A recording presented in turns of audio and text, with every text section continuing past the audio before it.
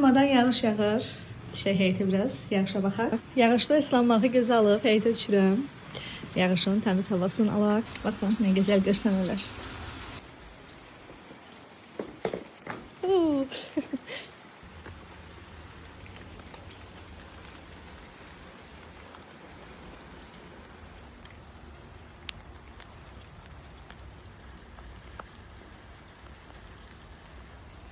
Böyle bir şeylere bakın. Bu da soğan gülü. Güller bile yağış suyu içəndə ləzzət edir də mənə. Qızıl güller.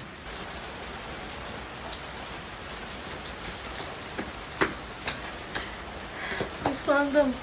Gecə yağı. Dedim bunlar da biraz yağış suyu içsin.